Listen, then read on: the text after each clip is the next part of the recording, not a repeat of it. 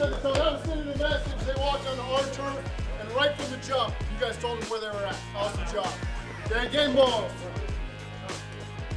211 yards. 5 touchdowns. Over 5,000 rushing yards. Joe Mixon.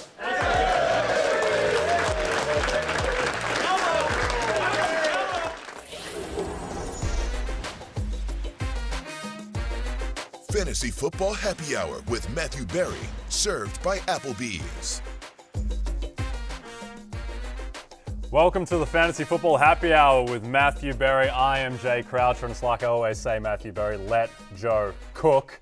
And he certainly cooked to the tune of 5 touchdowns yesterday. Yeah, I mean, Zach Taylor has been determined to establish the run all season long. He finally 9 did weeks. But it only took him 9 weeks. It is noon on a Monday on Peacock, but of course, it is 5 o'clock somewhere, including in Cincinnati, where they're loving life. You know, they feel pretty good. They're much maligned, including on this show. Offensive line took care of the Panthers, whose defensive line hasn't been that strong.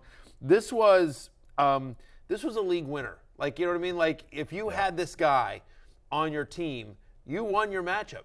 I faced him because, of course, I did. And our show league, stupid Brian Rubin. No. Like, oh, no, yeah. I mean, like, he's getting a lot of run on this show lately, Brian Rubin. Well, he needs to because it's his last year on the show. There you go. Just so you know. I mean, honestly, of course, I played Joe Mixon in our show league. I have the most points scored against me. Yeah. Of course, I didn't even have to look. I'm like, I wonder who owns Joe Mixon in our show league. Oh, of course, it's B. Rubes. Who am I playing this week? Of course, I'm playing B. Rubes. It was the 9th best day by a running back in fantasy football since the year 2000. Take a look at some of these names here as well. 22 rushes, 153 yards, 4 touchdowns, and then 458 in the passing game, including a touchdown as well. I thought we had a full screen. Apparently we do not. Does not matter. Yep. We don't need to. He was good. Great day for Joe Mixon. Not a great day today for Frank Reich, and we'll get into that and the repercussions fantasy-wise a little bit later in the show. But let's jump into some other Roto World headlines. And, Joe Mixon, here's the big story from yesterday. There we go. With 208 scrimmage yards, 5 touchdowns, 82% of his fantasy points came in the first half as well. He did it quickly. I think we both thought that game might be a little bit closer. It was not. I mean, I'll cop to it, man. I thought the Panthers were going to cover. I thought, we talked about how banged up that secondary was from Cincinnati, and give credit where credit is due. The Bengals, on a short week, they played the Monday night game last week, but on a short week with a very beat-up secondary, 3 starters of the secondary were out of this game, and yet still, P.J. Walker was completely harassed. They got nothing going on offense. Deontay Foreman, just 7 for 23, just 2 receptions for -2 yards. Was only played like 43% of the offensive snaps as this game got away from them, and got away from them quickly as well. DJ Moore, who was my kind of lock of the week, did not perform either. I got this game as wrong as possible. I will say I thought Joe Mixon would have a good game. I didn't think 5 touchdowns, but we talked on Fantasy Football pregame, Jay, about positive regression coming for Joe Mixon. We thought it would start today against a Panthers run defense that was weak. But yeah, on the Panthers side of the ball, could not have been more wrong. No, and it went very wrong for P.J. Walker. I miss the days of P.J. Walker being a thing and a viable thing. Yeah. It was a better world to believe in when P.J. Walker was throwing it 70 yards in the air to DJ Moore. He got replaced by Baker Mayfield at half. Baker Mayfield goes 14 of 20, 155, and 2 touchdowns. His actually best fantasy week since week 1. Looked good out there, Baker. He looked all right. Now, again, as we talked about, Cincinnati was missing 3 corners in this game. It'll be interesting to see who starts next week for the Carolina Panthers, only because they play the Atlanta Falcons, which is one of the worst secondaries. I was going to say, is it actually interesting who starts for the Carolina Panthers? If you have DJ Moore or Deontay Foreman on your team, it certainly is. They play the Falcons. So I do think whether it's Baker Mayfield or P.J. Walker, they are viable as a streamer next week against Atlanta in a 2-quarterback league, in a deep league, in a super flex league, what have you. And I do think it matters for Deontay Foreman and DJ Moore. I'm just chalking this up to a bad day at the office. Yep. The Panthers are 3-point dogs at home to the Atlanta Falcons in what is the seminal Thursday night football game. Falcons at Panthers. Let's the go short to week. We'll turn it around. But again, think about how run heavy. I mean, think about this, right? I mean, we'll get into him in a little bit, but think about how excited you must be if you have Cordero Patterson or even Tyler Algier. Sure. We just saw Joe Mixon, get 5 touchdowns against this run defense, and now they've got. I mean, the Panthers have got to play on, Thursday night. The Falcons they have a lot of things that they don't do well, but they run the ball well. They do give them credit there. They are a very solid team. And Patterson will make the love list this week. He was on the love list this week. Yep. He'll make it again next week. Yep, got denied a big touchdown in that game as well. He looked just 100% back to being fully healthy. The Falcons right now, they might be a better team just flat out than the Green Bay Packers, and that was maybe the big story. Is that from damning yesterday. with faint praise? Yeah, I think maybe the biggest story is that the Packers are it seems like they're completely done. Aaron Rodgers melts down. A lot of the previous, I think, failures of the Packers weren't necessarily on him. A lot of yesterday was on him. He throws the 3 picks, 2 in the red zone, and that's about as bad as I've ever seen him play. He was brutal. Now there's one of them got tipped to the line of scrimmage. There was one of the red zone trips that they had going down there. Alan Lazard, I thought he got in. Alan Lazard caught a pass and ran all the way down, and then he was just down literally at the 5-inch line or something like that. I actually thought they might have. They could have challenged it, whatever. But whatever. The fact of the matter is that Alan Lazard gets another 5 inches, and that's a touchdown pass. Instead, he's down at the 1. They get 4 plays. Dillon can't get in for whatever reason. Credit the Detroit Lions. But I think I believe we have some sound from Aaron Rodgers after the game. He was not happy, Jay. No, he wasn't. He was not. You've been pretty optimistic these last couple weeks, saying all it takes is one. Sounds like there's still a little bit of that left, but how do you, I'm not trying to be disrespectful in saying this, how do you believe that you guys can still turn around after you guys just lost to that team? I've been counted out many times in my life, as have many of my teammates, and I hope we just dig deep. Do you at all regret not retiring? I mean, there are times outside looking in where you look almost miserable on the field sometimes. I think that's an exaggeration, Pete.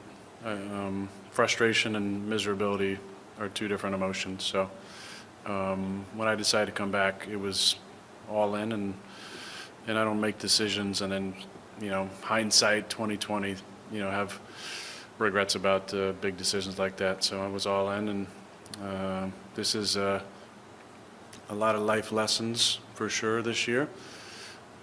But luckily it's not over.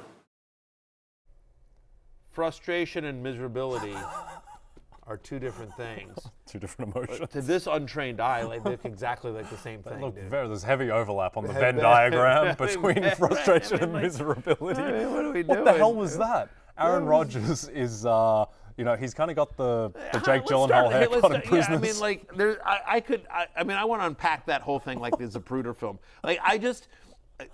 I'll say this. Just the fact that we're showing, forget the words.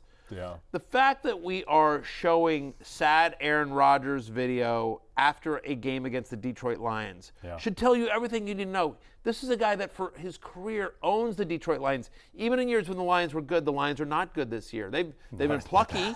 They've been plucky, you know what I mean? But they're 2-6. Yeah. Right? They have 2 wins. The Packers and my Commanders. Yeah. Thanks, Carson Wentz. Let's do this. Here's some numbers. Yeah. Here's some numbers. He has 0 games with over 17 fantasy points game this season. He is QB 23 on a fantasy points per game basis. It's his first career game ever with 2 red zone interceptions. It's the first time he's lost 5 in a row since 2008. We're in 2022. I was about to say 23. I'm just looking ahead. So is Aaron Rodgers. Yeah, I don't think there's anything he throws more this. concerned. He had Alan Lazard. He loses Aaron Jones halfway through this game, but still, dude. They had opportunities. Credit the Detroit Lions. But still, how can you? There's no hope in sight. No. Let me put it this way: if the Packers next week play the Cowboys, you ain't starting them there. No. Then they play the Tennessee Titans, and we just saw what the Titans did to the Chiefs. You're not starting him there. Then next week he's at Philadelphia. You're not starting him. You're not starting him there. Yep. And then then he's at Chicago. Okay, maybe. You know what I mean? At Chicago is usually a tough place to play, but Rodgers owns them and blah blah blah blah. We just saw Tua go off on them. But think about that. He's QB 23 on a points per game basis. You won't feel good about starting him any of the next 3 weeks. Even if he goes off against Dallas, you don't feel good about starting him. You're going to need a body of work. And so assuming he struggles in the next 3 games, which would not be surprising if any quarterback struggled against the Cowboys, the Titans, or the Eagles, are you starting him against the Bears? And by the way, that'd be week 13. Yeah. I mean, that's basically win or go home kind of time. It's the second to last week before the fantasy playoff starts.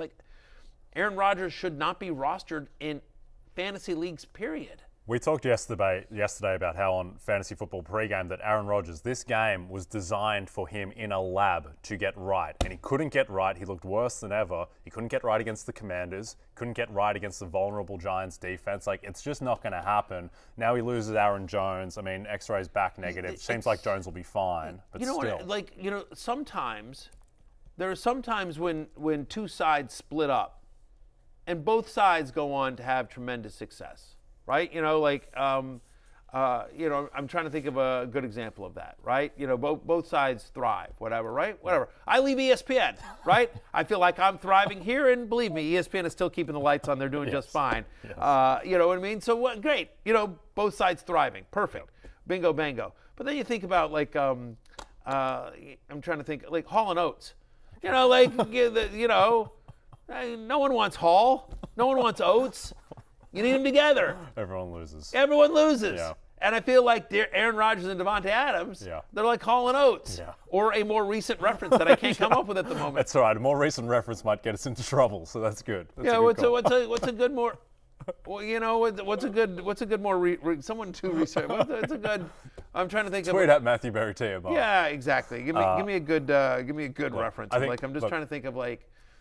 Yeah, go ahead. I'm just going to say that the betting market has now completely given up on the Green Bay Packers. Rashawn Gary's torn his ACL. He's obviously done for the year now. That's horrible news. One of the best young pass rushers in the league, their best defensive player. They are 5.5-point underdogs at home. I don't know what the research is on that, but that has not happened in a long time, if ever, to Aaron Rodgers. And now they're 5.5-point dogs to the Cowboys, who... You flip it around. The Cowboys were 10-point favorites at home to the Bears a week ago. And so once you factor in home field advantage, the market is saying that the Packers and the Bears are basically the same team, which is incredible when you think about where these two teams were after week 2. It's very grim in Green Bay. Better news, though, for Detroit. Well, before we move up there, just very quickly, to your point, just Adam Schefter tweeting out just before we go to before we started the show, the X-rays on Aaron Jones were negative. Source told him that he should be able to play this week. Aaron Jones said, quote, "It was frustrating because I felt like I could have went back in, but they were being smart. I do know from my time at ESPN, my dear friend Stefania Bell, who really studies these kind of things, has told me more and more, and she said this on the air as well, that the Packers medical staff is among the most conservative in the NFL. So that makes sense that they were holding him out, and they want to be cautious. But the fact that he avoided serious injury is great. So Jones should be good to go next week. The only other Packer that I think you can consider starting, and still you don't love the matchup with the Cowboys next week, but Allen Lazard once again, gets into the end zone. Actually should have had 2. He's had 42 targets over the last 5 games. On a points per game basis, he's a top 15 fantasy wide receiver. Even as bad as Aaron Rodgers has been this year, he's been able to keep Allen Lazard's fantasy value afloat. Yep. Good news for Detroit, getting the win. Defense looked much improved. Wasn't the league worst defense that it had been coming into that game. But fantasy-wise, not a lot of meat on the bone, particularly for the running backs in Jamal Williams and DeAndre Swift. Neither really gave you what you wanted as we look at their splits against the Packers. I mean, Jamal Williams got a lot of volume, 24 rushing attempts for 81 yards. And then DeAndre Swift, this was the concern yesterday. We just didn't know. We were hoping that he would get a little bit more work, but he did get the 3 catches for 40 yards, which salvaged the day a little bit. I believe he played only 16% of the offensive snaps. He played, I want to say, single digits, like 9 snaps, 10 snaps total in this game. He hasn't had more than double-digit touches in a game since week number 1. Justin Jackson there, Craig Reynolds left this game as well with an injury. So it remains a mess. Now they play Chicago next week. You can run on the Bears significantly.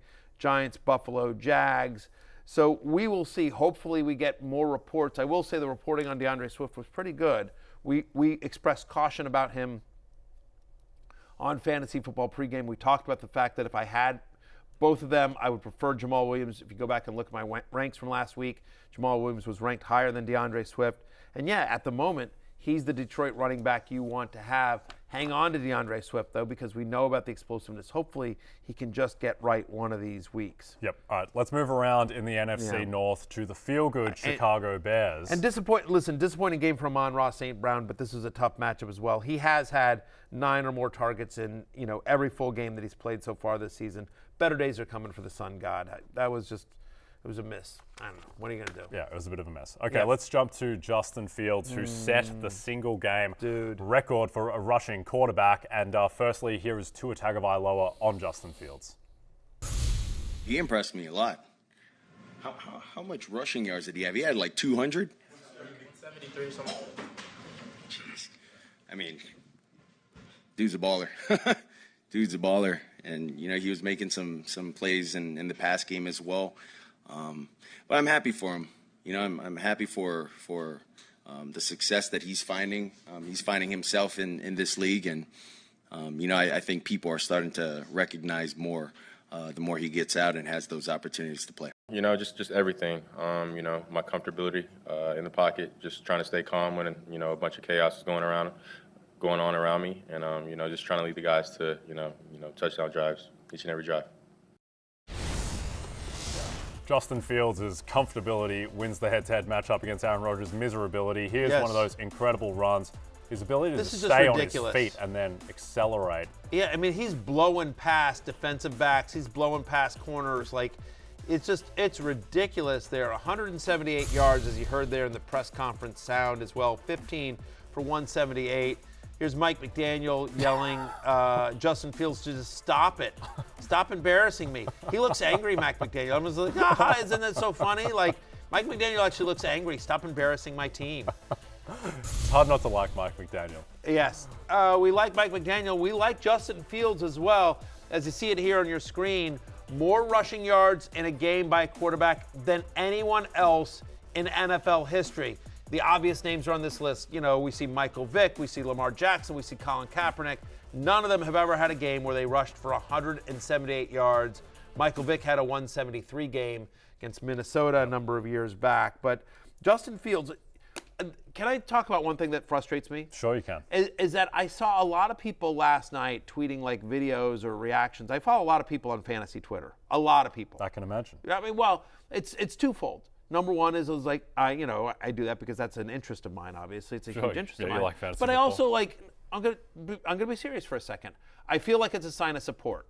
I have a very large following. I'm very lucky to have a number of people that are interested in my whatever I say, and so I feel like, given the platform that I've been blessed to have, that it's important for me to support the fantasy community, and so I try to follow as many people as I can, and when I see something that's interesting, I try to amplify those people, whether or not I have some sort of business relationship with them. And I have a business relationship with a lot of people in the industry as well. So, by the way, although if I don't follow you on Twitter yet, maybe, take a hint. I'm either not aware of you or there's a reason. But what I would say here is that I see a lot of things on fantasy, on Twitter, and I'm active on the platform. And I would say that I saw a lot of people saying, oh, wow, Justin Fields, I think Justin Fields is now a QB1. I'm like, Justin Fields has been a QB1 for 5 weeks now. Yeah. We've been talking about this for a month. He's been the best quarterback in fantasy for a month. What? Yeah. Listen, it's all opinions about players. I get stuff wrong all the time. Other people get stuff wrong. No one's perfect. We're all just giving opinions on players. So this isn't like me coming down from Mount Holy saying, but I'm just like, this one's like, numbers are numbers. We can all say we think it's a fluke or we think it's real or whatever, but numbers are numbers. Justin Fields, since week 6, is the number one quarterback in fantasy.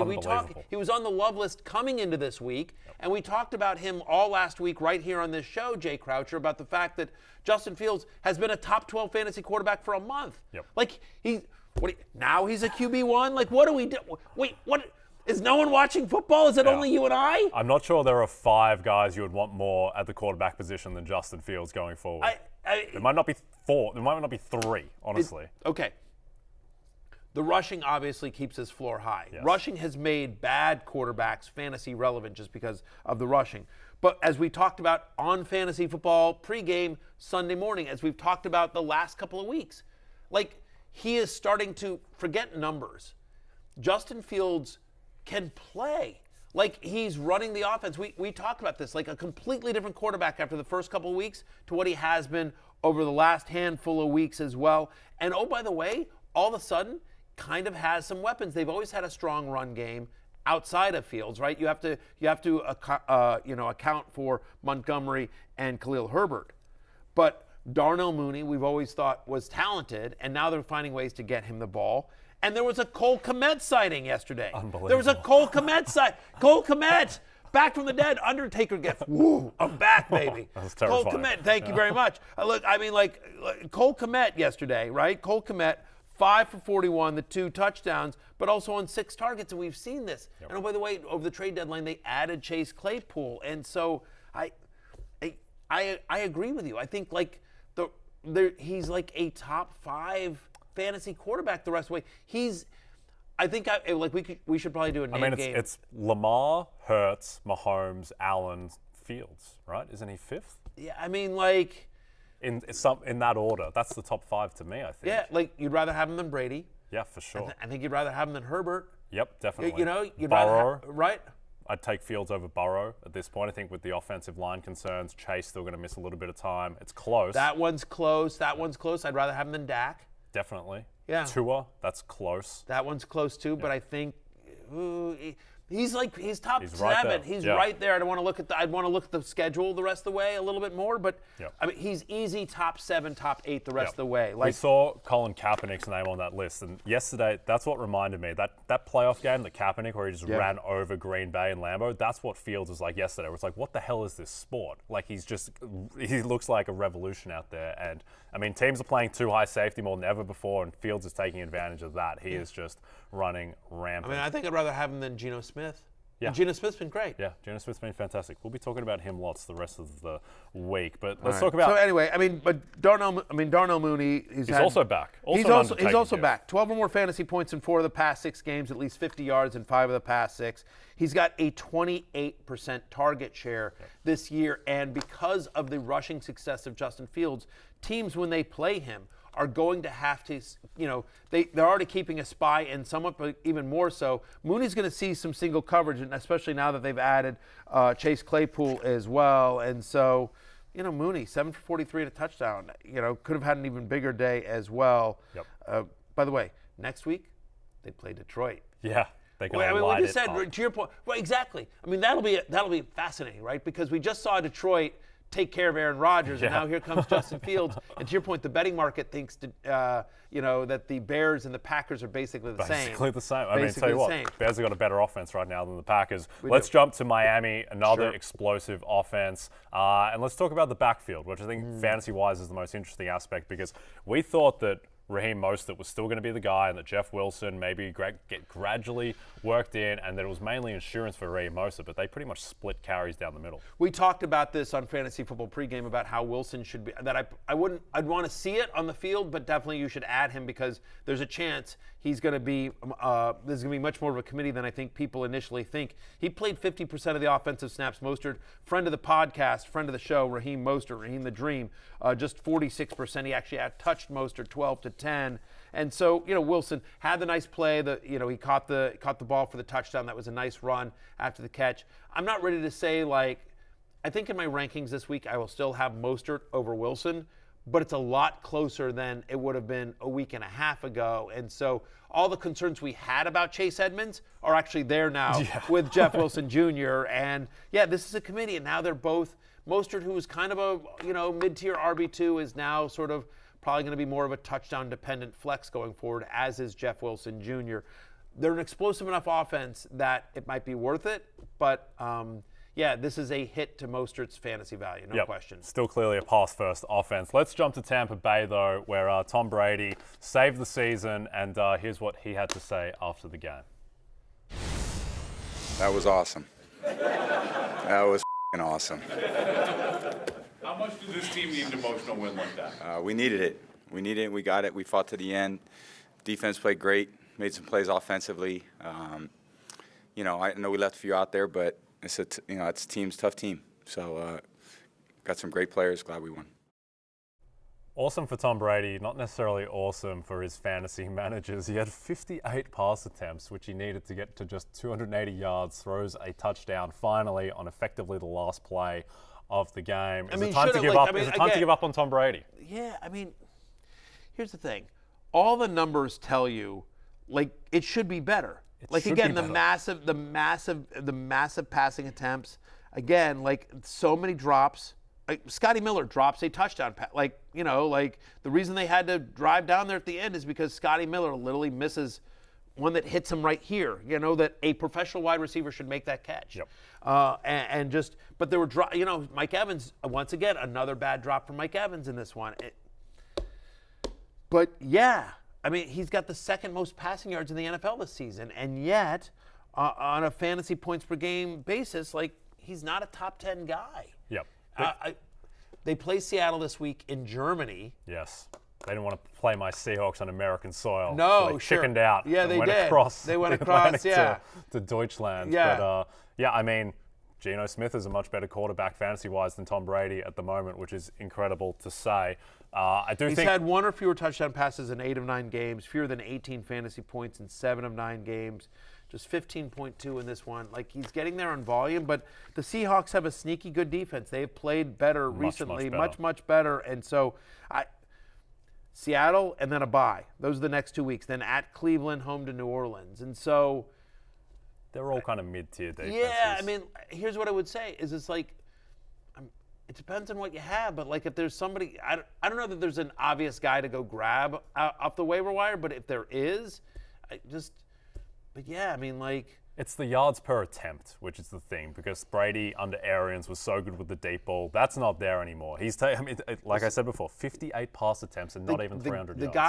The guy that you had last year in your fantasy team, that guy's gone. Yeah, he's done. So, I mean, like, you'd rather Brady than Aaron Rodgers. You'd rather Brady than Matthew Stafford, but like. He's in the Marcus Mariota zone now, which is incredible to group those two names together, Tom Brady and Marcus Mariota. Sorry, wow, look at you. Hey, look, Tom the Brady's man has got a his family, Jay Croucher, in the Marcus Mariota zone. He is in the Mariota zone. Shots fired from Croucher. Yeah. At Croucher JD. Yeah. Please at him. Please don't leave me in that. All right. But you know what? You're kind of right. Yeah, like exactly. You're with me on that. You'd rather have Kirk Cousins than him. Yeah, 100%. I mean, like, you know what I mean? Like, it's just like he's in that mid-tier QB2 range now. Let's talk about their backfield, which has also suffered. Leonard Fournette not living up to expectations, starting to share a little bit of work with Rashad White, who has 8 carries to Fournette's 9. Neither of them really did anything on the ground, though Fournette still gets the receiving work. Yeah, he ran a route on 67% of his snaps. He led all the Buccaneers running backs in snaps overall, played 62% of them. You know, still got 14 touches in this game. The problem with Fournette is that the offense isn't going. No. And by the way, give credit where credit's due. The Rams are a good run defense. Like the Rams, for all the things that are going wrong with the Rams offensively, they still have Aaron Donald. They still have a pretty good defense, especially on the defensive line here. So I'm not ready to bail on Fournette. But again, Fournette, who early in the year was like kind of a locked-in RB1, is much more of an RB2 and probably more touchdown dependent than we would like. Yep, agree. Okay, let's go to break. When we come back, Weekend Warriors headlined by Matthews' man, the next LaDainian Tomlinson, apparently Ken Walker. Yeah. It's something about halfway through the season, kind of for rookies can kind of take off. Do you not feel like a rookie anymore at this point? I don't feel like a rookie, but at the same time, I still like to learn from the vets. You know, I feel like it's great to be able to learn a lot from the vets and the guys that's been in the league for a minute. But all in all, I don't feel much like a rookie for real.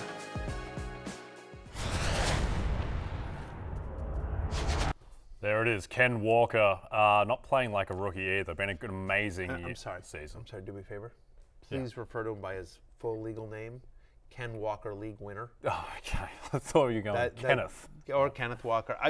Apparently he's been asked about this, and he prefers to go by Ken, not Kenneth. Okay, we can do but that. But anyway, his legal name, like just check the birth certificate, is Ken Walker, league winner. He certainly played like it. A little bit of a rough start yesterday for Ken Walker, league winner. I was a bit nervous about my offensive rookie of the year bet when he was really struggling in that first half, no running lanes, and then all of a sudden, he just went into closer mode. He's got 7 touchdowns on the season. 6 of them are in the fourth quarter. He gets going when the going gets tough. He was the second best running back in fantasy yesterday. Joe Mixon pretty far ahead of the rest of the field, but Ken Walker was second in front of Travis Etienne and the ever-reliable Austin Eckler and Derrick Henry. But, 26 carries, he's just getting the volume. And even if he has a rough half, as he did against the Giants as well, he just keeps grinding and grinding. That offense is so elite that he's just going to get the stats. Yeah, look, 5 straight games with a touchdown now. To your point, 23 touches over that stretch. Just the volume is there. The scoring equity is there. Since he took over as a starter, he's the 6th best running back in fantasy.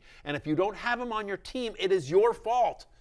Watch Fantasy Football Pregame, because we literally talked about him when Rashad Penny was healthy, as saying, I am telling you, sources in Seattle have told me this guy is the next LaDainian Tomlinson. And I was just like, I don't know that I believe that, but I do know that they are very excited about what they have in Ken Walker, league winner. Yeah. And he has been nothing short of fantastic. He also heads to Germany. Yes. He's conquered America. He has conquered America. He now goes over to Germany. He's gonna conquer Germany. Yeah. That's right. They gave us good cars. Yes. We're giving them Ken Walker. Yes. It seems like a fair trade. Yes, Novemberfest for Ken. When you talked about him as LaDainian Tomlinson as the comp, at that point he was like 50-1 to win Offensive Rookie of the Year. And now as we take a look at the odds from our friends at BetMGM, he is even money, plus 100 to win Offensive Rookie of the Year. Wow. He is the clear favorite in front of Dameon Pierce. It's looking like probably a 2-horse race, but at the same time, Chris Olave looms, plus 700. We'll see what he does tonight. And then the interesting one for me is Garrett Wilson at plus 2,000. And, I just think with the chemistry that he is forming. You know what none of them have done, though? Come back from a gunshot, multiple gunshots. Is my guy, Brian Robinson, they should give him comeback player of the year. That's going to go to another Seattle guy, Geno Smith. I agree with both of those statements here. You mentioned Garrett Wilson, right? 8 receptions for 92 yards on 9 targets for Garrett Wilson. He mentions about Zach Wilson after the game. He's that dog. Yeah. And I don't know what he meant. There's a lot of different ways to go with that. He does have that dog in him. One way, many different ways. Has anyone talked to Mama Wilson recently? Yeah. The fact of the matter is that Garrett Wilson has played 75% of his snaps as an outside receiver. I think that helped him a little bit here. What's nice, though, is that he played earlier in his career. It's been 1 year, right? But earlier in the season, he was playing in the slot. No Corey Davis yesterday. He plays outside. Either way, they are finding ways to get him the ball. For him to put up this kind of production against the Buffalo Bills, 8 for 92 on 9 targets. It's his 2nd straight game with 6 or more receptions and 90 more receiving yards. Look, Zach Wilson isn't a fully formed product yet, right? As a quarterback, right? He is certainly inconsistent, but he has been good enough to get the ball to Garrett Wilson. Their run game is effective enough that they have to respect it. And so Wilson, who's super talented and is getting open and obviously leads the team in target share with Zach Wilson under center. Their defense, by the way, shout out to Sauce Gardner, their defense has been good enough to keep them in games where they can be a balanced offense as well. They're on a bye next week, but I do think Garrett Wilson, when he comes back, Garrett Wilson, he gets the Patriots, he gets the Bears, he gets the Vikings. You don't love him at New England. Zach Wilson on the road at Bill Belichick. But I will say that, Wilson's locked in as a top 30 wide receiver with some wide receiver 2 upside in the right matchup. Yep. Just while we're talking about the New York Jets and mothers, just want to quickly say, because I am wearing the Sauce Gardner jersey. So we gave out a few weeks ago Sauce Gardner Defensive Rookie of the Year at plus 1,400. Yes, he is now even money on BetMGM. So I'm watching the game yesterday. with my daughter, and the last play of the game. I don't want like high leverage moments with Sauce Gardner because he's the favorite. I'm playing defense with that bet. I'm playing defense on defense. I just want him to not give up big plays. Josh Allen unleashes the deep ball, and I'm praying that it's DJ Reed. No, it's Sauce Gardner, and then he makes the game-winning play, and I scream out next to my daughter. I scream out, "Mother of God," and then she goes, "Daddy, what's Mother of God?" I'm like, Sauce Gardner is Mother of God because he just won that game. He picked off Josh Allen, and he's the favorite for Defensive Rookie of the Year. I would say that's his new nickname, except Sauce is so much. Is the, I know, is it's the so greatest much cooler. nickname in the NFL. And that's going to help him as well, winning that award. I can't announce something. I was going to say I have something with Sauce Gardner, small thing with Sauce, but that'll come up later this week. Okay, that's kind of cool. But yes, we're all big fans of Sauce Gardner here. Great call by you. And I will just say this. I just want to say this to our audience. You won't say this, but I will say this. Jay Croucher, especially when it comes to awards, that is where you are. That's where you crush. You make a lot of money for a lot of people on awards. So, yes, that was a great call on you. We'll see if Sauce Gardner ends up winning Defensive Rookie of the Year. But certainly, if you listened to us a couple weeks ago and got him at plus 1,400, you're feeling pretty good about the fact that he's now at even money. Yes. You're also feeling pretty good about Cordarrelle Patterson, who came back from IR and pretty much just looked like the guy, health-wise at least, that he was before he got hurt. Yeah, listen, Arthur Smith is going to establish the run, damn it, no matter what. But with Cordarrelle Patterson, he can. Look, it's still a committee. You see it there on your screen. 10 rushing attempts for Tyler Algier, 13 for Cordarrelle Patterson. Caleb Huntley also gets 7 carries in there. Algier actually the more effective running back. I mean, he averaged over 9 rushing yards a carry. He had over 100 total yards in this one. But Cordarrelle Patterson, of course, cashes in the 2 touchdowns. And I think that's the important thing. When they get close, that's who they trust. That's who they want to sort of be the hammer when they get in there. He's had double-digit carries in every single healthy game he's played. He's had 18 or more fantasy points in 3 of the 4 full games that he's played.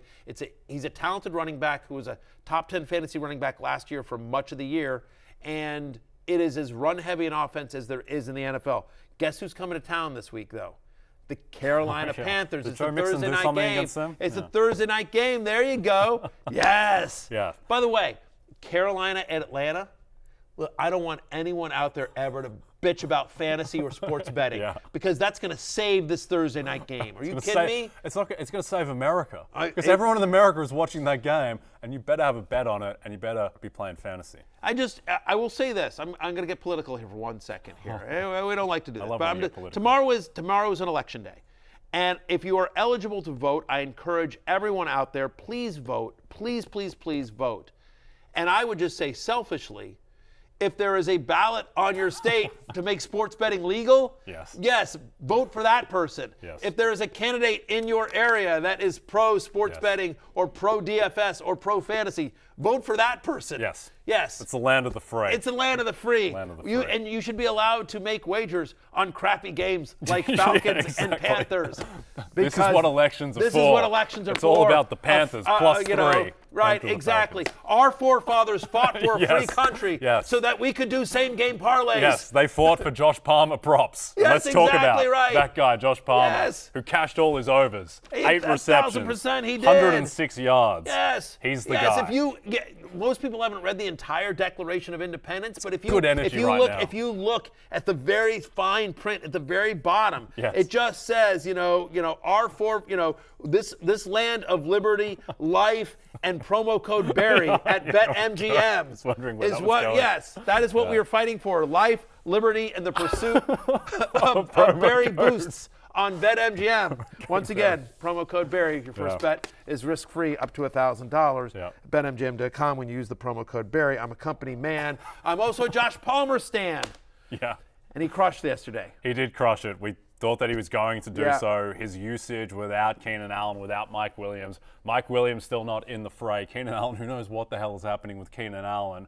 Josh Palmer, he should be rostered absolutely everywhere, and you're starting him with confidence until both of those guys come back. They play San Francisco on the road next week on the Sunday night game right here on Peacock and NBC. Again, I'm a company man, but he's now had back-to-back games with double-digit targets. And even though he plays the Niners next week, it's actually a pretty easy schedule. Per our friends over at Pro Football Focus, he's got the 6th best schedule for wide receivers over the rest of the season. And so with Mike Williams at least a few weeks away. And to your point, like Keenan Allen, like the hammy, it's in, it's out. It's like, it's always bad. As long as one of those guys is out, feels like Josh Palmer is going to get a decent amount of volume. I like the fact that he played over 90% of the snaps in this one as well. Yep, absolutely. They're 7-point dogs against the Niners, so expect they will be throwing. Not a lot of respect for Justin Herbert. Indeed. Josh Palmer was on the love list this week. He was. Okay, let's talk about Christian Kirk, who had 8 receptions, 76 yards and a touchdown, revived after a little bit of a down stretch, and he was the 5th top fantasy wide receiver with 21.6 points yesterday. And the Swaguars, a little renaissance from the Swaguars, who looked completely done after what Devontae Adams did to them in the first half. Listen, we definitely got stuff wrong this week. I don't want to sit here and constantly be patting ourselves on the back because we love make the no Panthers. mistake. We love the Panthers. Right. I mean, right. We loved We loved the Panthers. Two things. We loved the Panthers to cover. Yep. Right. And someone on this show, someone on Fantasy Football Pregame that isn't here, predicted the Panthers would actually beat the Bengals. I like the over in Green Bay, Detroit. You like the over in Green Bay and Detroit, and I guaranteed DJ Moore would be a top 15 fantasy wide receiver. So we get stuff wrong all the time. But we did also say, I just want to cop to some of our bad calls. Because, by the way, I did say, give me the Jaguars at home, who are underdogs. Sure. I like that game. I like that game as an upset there. I thought the Jags would win. They ended up winning. It was plus money if you took that as well. And look, the Swagwars can't be stopped, right? I mean, they can't be. I feel like they kind of can. by America's team. The right, exactly. They can be stopped unless you're the Las Vegas Raiders. They can absolutely be stopped. They're not very good, but they did get the win. They saved their who is season, good though basically. is Travis Etienne. He Etienne was a monster. He is awesome, and he's added another gear to Trevor Lawrence, who is a viable high-end QB too.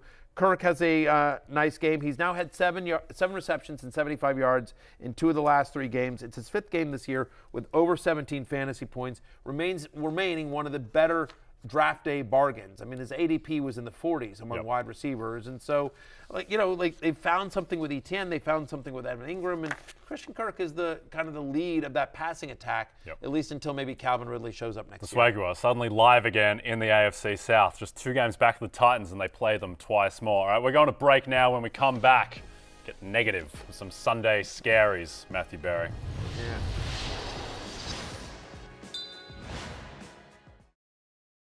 Download the RotoWorld app to receive breaking player news all season long. Stay ahead of the competition by favoriting players on your roster and get the latest injury updates, player news, plus much more delivered right to your phone. It's available in the App Store today. And it's free. And it's free.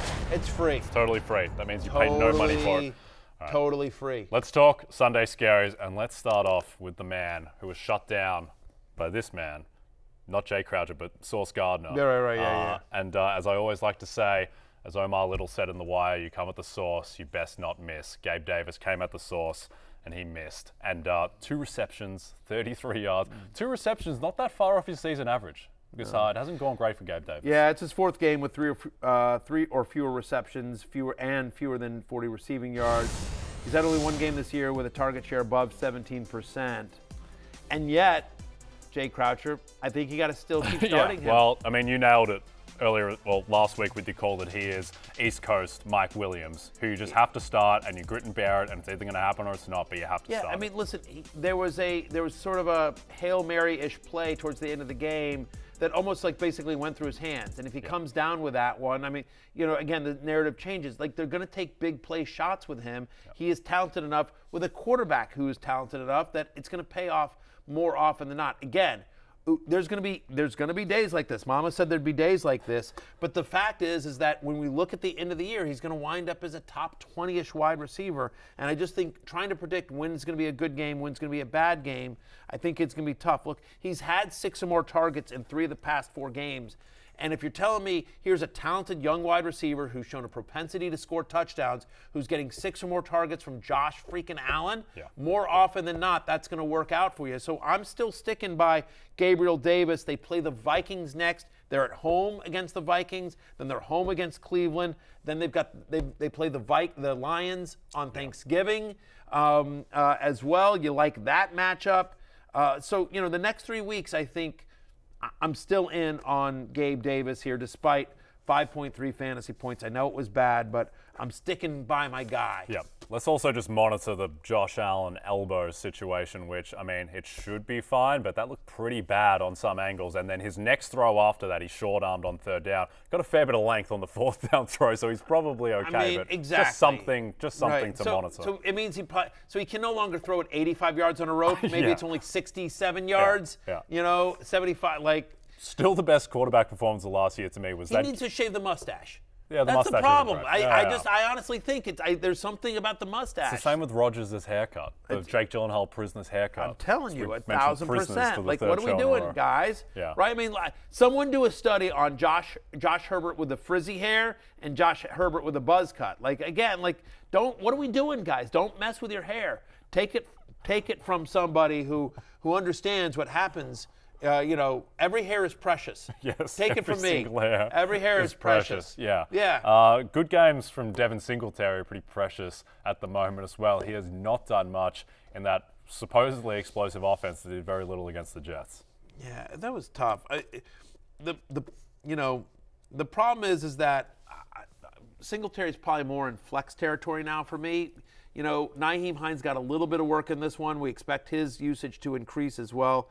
73% of the snaps are higher now in 5 of the past 6 games, right? Hines only played 4 snaps. We expect, obviously, that usage to increase there. And so he has had 8 or more yards from scrimmage in 4 of the past 6. But give credit where credit's due. Again, the Jets are a good run defense. They're just a good defense overall. They're just a good defense overall. Yep. So Singletary... who's running back 29 in points per game so far this season. He's had just only 1 game with over 15 fantasy points.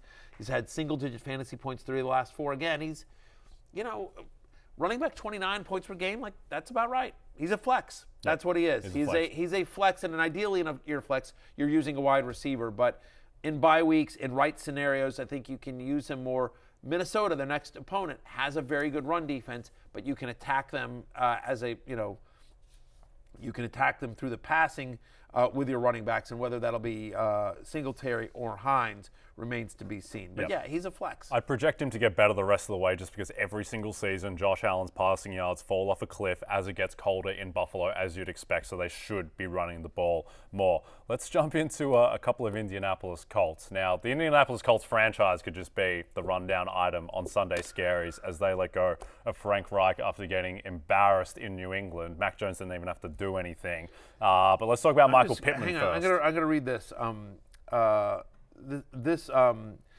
So my friend Rich Rebar on Twitter, at Lord Reeves, always does a great job, and he tweeted this out. I'm going to read this tweet verbatim. The Colts averaged 2.02 yards per offensive play yesterday. That's the worst in an NFL game this season. Their fewest in a game since 1977. The second worst in franchise history. Sam Ehlinger, Sam Ehlinger just looked awful. There's no. Here, this is Rebar again. Sam Ehlinger on third downs over his first 2 starts. 5 of 13, so 38.5%, 3 first downs, 1 interception, 6 sacks taken, a 15.9 rating.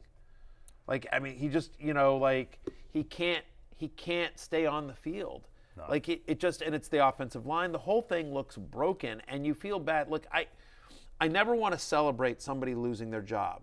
I've never met Frank Reich, but by all accounts, I asked him a question at a press conference once, but I've never met him.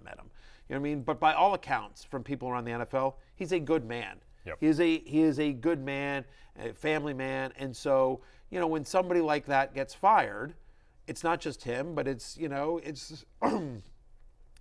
it's the wife and the family that suddenly have to pack up their lives, and and the kids are going to school, and the whole thing sucks, right? Yep. Losing a job sucks, and so we tend to get callous in this business. We're like, they sucked, he deserved to get fired, and there's no question the Colts did not perform the way they should have, right? And so a change needed to be made. I don't fault Jim Irsay for making this move, but it stinks, and you feel bad. And the takeaways here are, this offense is broken, Jay Croucher. It looks awful. Yep. I think with Reich, 10 months ago, when the Colts were riding high, was everyone's Super Bowl sleeper pick as Jonathan Taylor was the best running back in the league, really solid defense. If you ask everyone around the NFL, top 5 coaches in the league, I guarantee Frank Reich is on the majority of those lists. I would bet on Frank Reich landing on his feet somewhere else eventually. I think he's an excellent offensive play caller when he has anything to work with. But let's talk about Michael Pittman. Yeah. And by the way, real quickly, just breaking news, just right into it. I just got an alert on the Fantasy Life app, the free Fantasy Life app. And this is per Adam Schefter, so it gets you an alert for everyone. The Colts are naming former 6-time Pro Bowl center and current ESPN analyst Jeff Saturday as their interim head coach. Wow. He has been a consultant for the team, is in their Ring of Honor, and also was head coach of the Hebron Christian Academy football team in Decula, Georgia. He's from Georgia. So did not expect that. No, did not expect that as well. Let's see. And Field, but I mean, anyway, I don't believe he has, head coaching experience at the NFL or college level. Be interesting. He's a great guy. Like, I know him from my time at ESPN. Like, he's an awesome dude. Yeah. Like, love Jeff Saturday. But the idea, we have no idea what this offense will look like. Deion Jackson was bad here. Here's a positive. They play the Raiders this week, right? And that's a defense that you can get right against.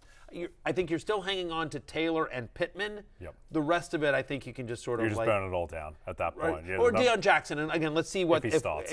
We'll see what, I think you're still holding on to that because at least Deion Jackson's getting the work. He played over 60% of the snap in all 3 games here. So more to come on this story as we get more news about what kind of offense they're going to run. But it's broken. Yep. I like the Raiders -6 home to the Colts in that game. I think the Colts are just a mess. It's only 6. That's not enough. All right, we're going to go to break. When we come back, last call on some Thursday night football player props with our friends at BetMGM. Yeah.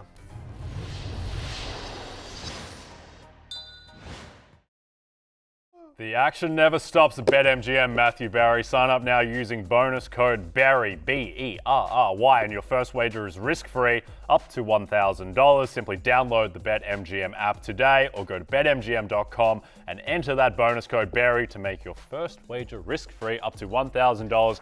You can do it tonight on Monday Night Football. You can do it on Thursday Night Football when there's going to be no other reason to watch that game of football. 1,000%.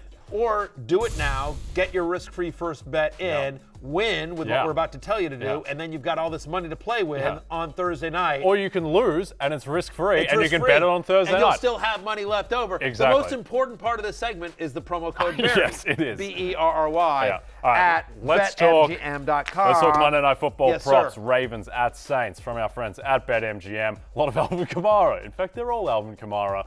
Alvin Kamara to score first touchdown, +600. Anytime touchdown scorer, Kamara -120. And Kamara over 37.5 receiving yards. A lot of Alvin Kamara going on. Alvin Kamara, which makes sense. Listen, no one on Baltimore. They really. I think that I like the Kamara over on the receiving yards there. I think of those bets, that's the one I would take of that as well. Too. Certainly like that as well. Where are you going here in this game? Well, I'm going Alvin Kamara as well. Okay. A market that wasn't actually listed on that screen, but Alvin Kamara over 4.5 receptions. A little bit of juice on the over, -130. I still think that's a bet. His past 4 games, his receptions, 9, 7, 6, 6. Those numbers are all higher than 4.5, substantially so in some cases. You can get at the Ravens in the passing game, 2 running backs, so I think Kamara will go over. Dump off Dalton. Won't use his other nickname, which I've butchered in the past, but sir. Dump off Dalton. We'll get it to Alvin Kamara in what I think is going to be a high-scoring game. Yeah, I like that. I like the over on Alvin Kamara receptions. I like that call here. Sometimes with betting, I think people tend to overthink it. Sure. They try to think, and you're just like, why? And you say to potential bettors, you're like, why are you jacking up threes when the layup is right there? Yeah. Why not just drive to the hole and take the easy 2 points it's here? It's transition, 3-on-1. So what do we have tonight? We have Andy Dalton starting in a primetime game. Yes. Jay Croucher. It's a big audience. Right? What does he like to do in primetime? He likes to throw interceptions. He's had 25 career primetime games, Andy Dalton has. He's got 23 interceptions in 25 career primetime games. He's thrown an interception in 60% of his career primetime games. So give me Andy Dalton to throw an interception tonight over 0.5 interceptions for Andy Dalton on BetMGM. Did he throw an interception his last primetime game against the believe Arizona he threw Cardinals? Two. Did they get returned for touchdowns? Yeah, find me a times? meme of like Andy Dalton looking like this, and the Cardinal jumping in the background into the end zone. BetMGM better, like in there, into a pile of money, because that's what's happening here. Give me the over on Andy Dalton. We need Kirk Cousins to play Andy Dalton in primetime more often. Oh my God. Yes, the interception props. It'll be an absolute buffet. It would be a buffet. Props. So anyway, those are our favorite bets on tonight's game over at BetMGM. Again, promo code Barry for your risk-free bet up to $1,000 first-time bet. Listen, you don't have to go home, but you can't stay here. It's closing time. Good luck tonight. I hope your Monday Night Miracle comes through. For Jake Croucher, I'm Matthew Barry. We'll see you tomorrow here in the Happy Hour. Peace out. Hey, it's Matthew Barry from NBC Sports and RotoWorld.com. Just want to thank you so much for watching what you just watched, or at least being too lazy to click out of it after the autoplay just kept it going. So either way, thank you so much for just letting it scroll by your screen. And now I'd like to ask you respectfully, please subscribe to the NFL on NBC YouTube channel for the latest NFL news, fantasy headlines from RotoWorld, and betting analysis from NBC Sports Edge.